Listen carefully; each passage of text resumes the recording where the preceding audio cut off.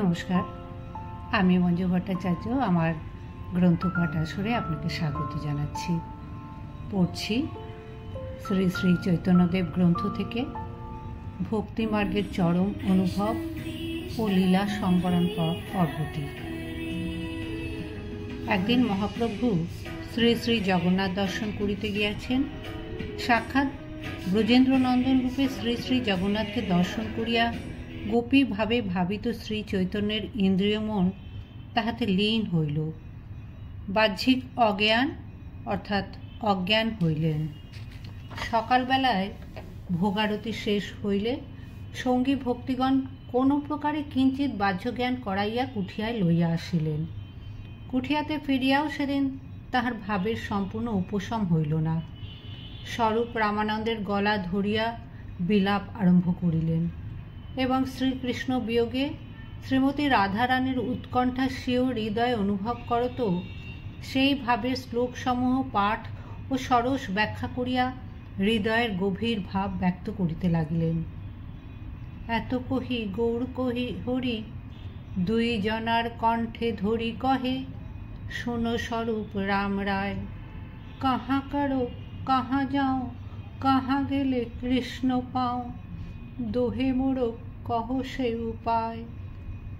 তাহার মুখে পরমাত্মা শ্রীকৃষ্ণের মাধুর্যের বর্ণনা ও গোপীগণের অহৈতুকী নিষ্কাম শুদ্ধ প্রেমের পরিচয় পাইয়া স্বরূপ রামানন্দের অন্তরেও পরমানন্দের সঞ্চার হইল।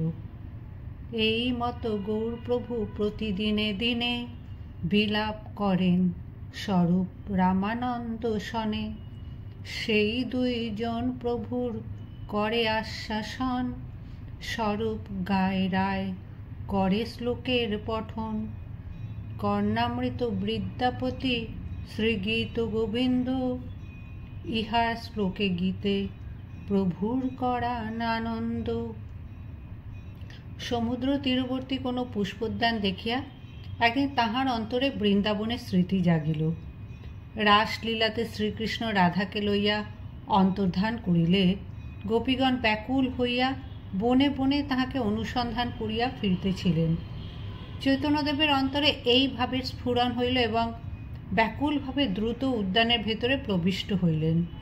শ্রীমদ্ ভাগবতের শ্লোকসমূহ ব্যাকুলা বিরোহিণী গোপীগণের উক্তি সকল পাঠ করিতে করিতে তরুলতাদিগকে চৈতন্যদেব শ্রীকৃষ্ণের বার্তা জিজ্ঞাসা করিতে লাগিলেন। কিন্তু কাহারও নিকট শ্রীকৃষ্ণের সন্ধান না পাওয়াতে চিত্ত অতীব কাতর হইল। তখন অন্তরে যমুনা তটে স্ফুরণ হওয়ায় তদুদ্দেশ্যে আবার দ্রুত ধাবিত হইলেন। এত বলি আগে চলে যমুনার কূলে, দেখে তাহা কৃষ্ণ হয় কদম্বের মূলে। সৌন্দর্য দেখিয়া ভূমে পড়ে মূর্ছা পায়া, হেনকালে স্বরূপাদি মিলিলা আসিয়া। পূর্ববৎ সর্বাঙ্গে সাত্ত্বিক সকল, অন্তরে আনন্দ আস্বাদ বাহিরে বিহুব বল। পূর্ববৎ সবে মিলি করাইলা চেতন, উঠিয়া চৌদিকে প্রভু করেন দর্শন। কাহা গেলা কৃষ্ণ এখনই পাইনু দর্শন, যাহার সৌন্দর্য হেরিল নেত্র ও মন। পুনঃ কেন না দেখিয়ে মুরলী বদন, তাহার দর্শন লোভে ভ্রময়ে নয়ন। চৈতন্যদেব শ্রীকৃষ্ণের রূপ মাধুরীর বর্ণনাত্মক শ্লোকসমূহ পাঠ ও তাহার বিস্তৃত ব্যাখ্যা করিয়া সেও উপলব্ধি বাহিরে প্রকাশ করিলেন। নিজ মুখে বর্ণনা করিয়া তৃপ্তি হইল না, তাই রামানন্দের প্রতি আদেশ হইল। রামানন্দ শ্রীমদ্ ভাগবত হইতে শ্রীকৃষ্ণরূপের মাধুর্যপূর্ণ শ্লোক পাঠ করিলেন, আর চৈতন্যদেব স্বয়ং সেই শ্লোকের বিশদ ব্যাখ্যা করিয়া রসের বিস্তার করিতে লাগিলেন। তৎপরে নিজে অনুরূপ আরও শ্লোক উচ্চারণ করিয়া ভাব ও রসের পুষ্টি সাধনের জন্য স্বরূপকে অনুরূপ পদ গান করিতে বলিলেন। রসজ্ঞ ভাবুক স্বরূপ তখন সময় বুঝিয়া জয়দেবের একটি প্রসিদ্ধ গীত গাহিলেন। রাসে হরি মিহ বিহিত বিলাসম, স্মরতি মনোমম কৃত পরিহাসম। সুললিত স্বরে বিশুদ্ধ তানলয় গীত পদ শুনিবা মাত্র চৈতন্যদেবের অন্তরে প্রেম সমুদ্র আরও উথলিয়া উঠিল। গানের সঙ্গে তিনি নাচিতে লাগিলেন। ক্রমে দেহে নানা প্রকার সাত্ত্বিক বিকার প্রকাশিত হইল।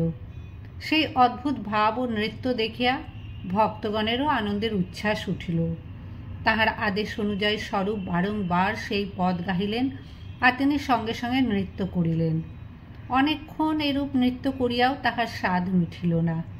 তখন স্বরূপ গান বন্ধ করিলেন, কিন্তু চৈতন্যদেবের নৃত্য চলিতে লাগিল। তিনি বোল বোল বলিয়া স্বরূপকে গাহিবার জন্য বারংবার অনুরোধ করিতে লাগিলেন, কিন্তু ভাবের আতিশয্য বুঝিয়া স্বরূপ তাহার অনুরোধ রক্ষা করিলেন না। রামানন্দ রায় তখন প্রভুকে বসাইল, ব্যজনাদি করি প্রভুর শ্রম ঘুচাইল। প্রভু লয়া গেলা তবে সমুদ্রের তীরে, স্নান করাইয়া পুনঃ লয়া যাইলা ঘরে। ভোজন করাইয়া প্রভুকে করাইলা শয়ন, রামানন্দ আদি সবে গেলা নিজ স্থান।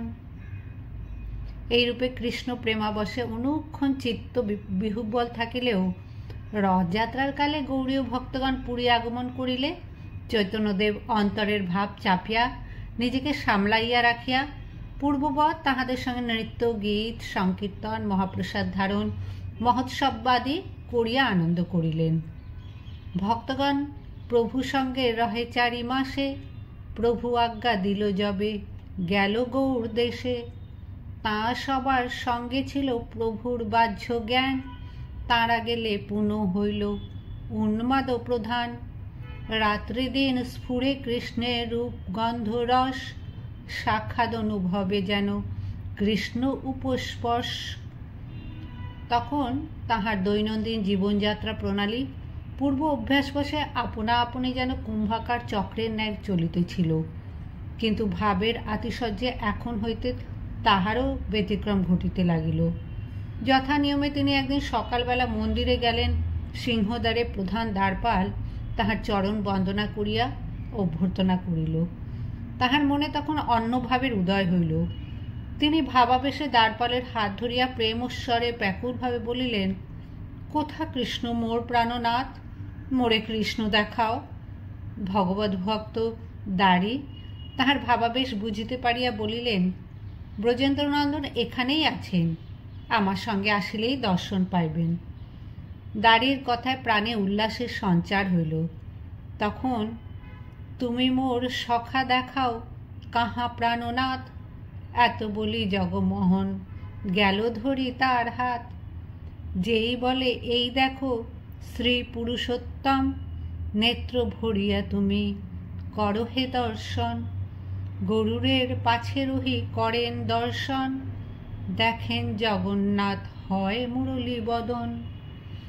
চৈতন্যদেব প্রাণ ভরিয়া প্রিয়তমকে দর্শন করিতে লাগিলেন। ইতিমধ্যে শ্রী শ্রী জগন্নাথের প্রাতঃকালীন গোপভল ভোগ লাগিল।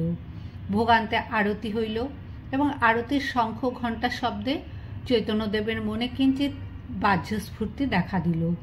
শ্রী শ্রী জগন্নাথের সেবকগণ প্রসাদী মালা আনিয়া তাহার গলায় পরাইয়া দিলেন এবং সেই ভোগের প্রসাদ তাহার হাতে দিলেন। চৈতন্যদেব প্রসাদের কিঞ্চিৎ জিহ্বাতে দিয়া অবশিষ্ট গোবিন্দের নিকট দিলেন। প্রসাদের আস্বাদ গ্রহণ করিবা মাত্র আবার চিত্তে প্রেমাবেশ হইল। শ্রীকৃষ্ণের অধরামৃতের সংস্পর্শেই প্রসাদের এইরূপ অপূর্ব স্বাদ ভাবিয়া তিনি প্রেমাশ্রু বিসর্জন করিতে লাগিলেন। শ্রী শ্রী জগন্নাথের সেবকগণকে সম্মুখে দণ্ডায়মান দেখিয়া তখন কোনো প্রকারে ভাব চাপিলেন বটে, কিন্তু বারবার বলিতে আরম্ভ করিলেন, সুকৃতি লভ্য ফেলা লভ। শ্রী শ্রী জগন্নাথ সেবক অতীব বিস্মিত হইয়া জিজ্ঞাসা করিলেন, এ কথার অর্থ কি? প্রভু কহে, এই যে দিল কৃষ্ণ অধরামৃত, ব্রহ্মাদি দুর্লভ এই নিন্দয়ে অমৃত। কৃষ্ণের যে ভুক্ত শেষ তার ফেলা নাম, তার এক লভ পায় সেই ভাগ্যবান। সামান্য ভাগ্য হইতে তার প্রাপ্তি নাহি হয়, কৃষ্ণের যাতে পূর্ণ কৃপা সেই তাহা পায়। সুকৃতি শব্দ কহে কৃষ্ণ কৃপা হেতু পূর্ণ, সেই যার হয় ফেলা পায় সেই ধন্য। শ্রী শ্রী জগন্নাথের উপলভোগ দেখিয়া চৈতন্যদেব কুঠিয়াতে ফিরিলেন এবং সমুদ্র স্নানান্তে মধ্যাহ্নে ভিক্ষা গ্রহণ করিয়া বিশ্রাম করিলেন। কিন্তু অন্তরে সেই প্রসাদের অমৃতপম স্বাদ, কৃষ্ণ অধরামৃতের স্মৃতি জাগরূক থাকায় তাহার মন সারা দিনই প্রেমে মাতোয়ারা হয়ে রইল। সন্ধ্যাকৃত্য পুনঃ নিজগণ সঙ্গে নিভৃতে বসিলা নানা কথা রঙ্গে, প্রভুর ইঙ্গিতে গোবিন্দ প্রসাদ আনিলা, পুরী ভারতীকে প্রভু কিছু পাঠাইলা, রামানন্দ সার্বভৌম স্বরূপাদিগণ সবাকে প্রসাদ দিল করিয়া বন্টন।